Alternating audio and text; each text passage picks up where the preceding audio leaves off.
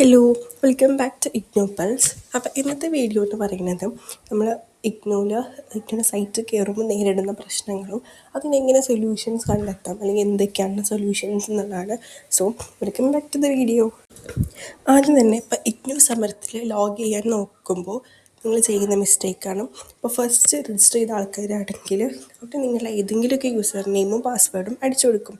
അവർ ആദ്യമേ ഇഗ്നോ സമരത്തിൽ new registration ചെയ്തിട്ട് യൂസർ നെയിമും പാസ്വേഡും ഉണ്ടാക്കിയാൽ മാത്രമാണ് അതിൽ ലോഗിൻ ചെയ്യാൻ പറ്റുക. അപ്പോൾ അത് മറന്നു പോകരുത്. നിങ്ങളുടെ ID പാസ്വേഡും എപ്പോഴും സൂക്ഷിച്ച് വെക്കുക. എപ്പോഴും അത് ആവശ്യമുള്ളതാണ്. നിങ്ങളുടെ ഇഗ്നോ ജേർണിയിൽ ത്രൂ ഔട്ട് നിങ്ങൾക്കത് ആവശ്യമുള്ളതാണ്. സോ മിസ്സാക്കരുത്. പിന്നെ രജിസ്ട്രേഷൻ ചെയ്യുന്ന സമയത്ത് വരുന്ന മിസ്റ്റേക്കുകൾ നിങ്ങൾ ഒന്നുകൂടിയും ട്രൈ ചെയ്ത് നോക്കുക. എന്നിട്ട് പറ്റുന്നില്ല എന്നുണ്ടെങ്കിൽ നിങ്ങൾ രജിസ്ട്രേഷൻ സെൻറ്ററിനെ കോൺടാക്ട് ചെയ്യുക. പിന്നെ എപ്പോഴും മിസ്റ്റേക്ക് വരാണ്ടിരിക്കാൻ അഡ്മിഷൻ രജിസ്ട്രേഷൻ ഇതുപോലത്തെ സംഭവങ്ങൾ ഏറ്റവും ബെസ്റ്റായിട്ട് അത് ഡീൽ ചെയ്യുന്ന ആൾക്കാരെ കൊണ്ട് തന്നെ ചെയ്യിക്കാനായിട്ട് ശ്രദ്ധിക്കുക. അപ്പോൾ നിങ്ങൾക്ക് അഡ്മിഷനോ രജിസ്ട്രേഷനോ അങ്ങനെ ഏറ്റവും റിലേറ്റഡ് ആയിട്ടുള്ള ഏത് ആവശ്യത്തിനും നമ്മൾ കോൺടാക്ട് ചെയ്യുക. നമ്മൾ നമ്പർ ഇവിടെ കൊടുക്കുന്നതായിരിക്കും.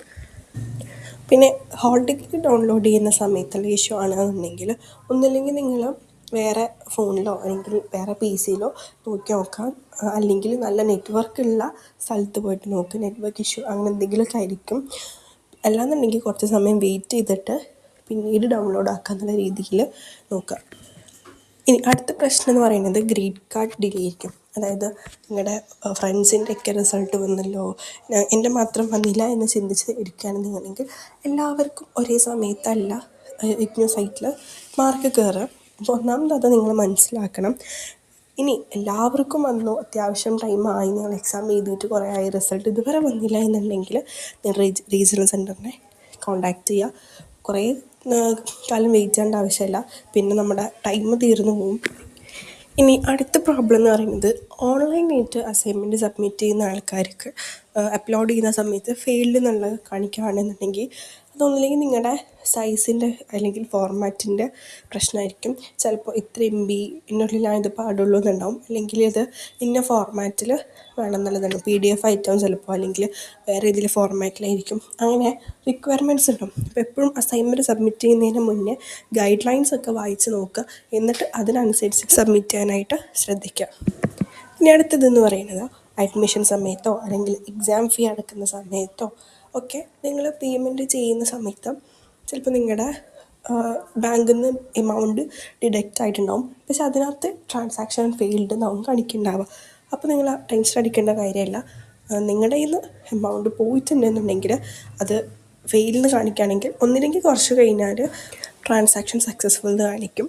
അല്ലെങ്കിൽ ഒരു 3-4 ഡേയ്സിൻ്റെ ഉള്ളിൽ നിങ്ങളുടെ അക്കൗണ്ടിലോട്ട് ആ എമൗണ്ട് തിരിച്ച് വരും. അപ്പോൾ ഒന്നുകൂടി ട്രാൻസാക്ഷൻ ചെയ്താൽ മതി. അത് വെരീഡ് ആവേണ്ട ആവശ്യമൊന്നുമില്ല. പിന്നെ എപ്പോഴും ഉള്ളൊരു പ്രശ്നമാണ് സെർവർ ബിസി എന്നുള്ളത്, വെബ്സൈറ്റ് ഡൗൺ, സ്ലോ അങ്ങനെയൊക്കെ. അപ്പോൾ നിങ്ങളെപ്പോഴും ഏർലി മോർണിംഗ് അല്ലെങ്കിൽ ലേറ്റ് നൈറ്റൊക്കെ ചെയ്യാനായിട്ട് ശ്രദ്ധിക്കുക, ഓഫ് പീക്ക് സമയങ്ങളിൽ. അതുപോലെ മേക്ക് ഷുവർ എപ്പോഴും നല്ല ഗുഡ് ഇൻ്റർനെറ്റ് ഉണ്ട് എന്നുള്ളത്. എന്നാൽ നമ്മുടെ കാര്യങ്ങളൊക്കെ സ്മൂത്തായിട്ട് നടക്കും. പിന്നെ എന്തൊക്കെ പ്രോബ്ലം വന്നാലും അത് വെരീഡ് ആവേണ്ട ആവശ്യമില്ല. നിങ്ങൾ എല്ലാ ഹെൽപ്പിനും റീജിയണൽ സെൻറ്റേഴ്സ് അവൈലബിൾ ആയിട്ടുണ്ടാവും.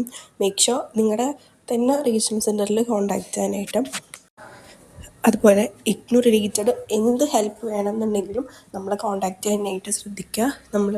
ഇതുപോലത്തെ ഇഗ്നോ കോണ്ടൻസിനായിട്ട് നമ്മളെ ഫോളോ ചെയ്യാൻ മറക്കരുത്. അടുത്ത വീഡിയോ ആയിട്ട് പെട്ടെന്ന് തന്നെ വരുന്നതായിരിക്കും. Till then take care and by.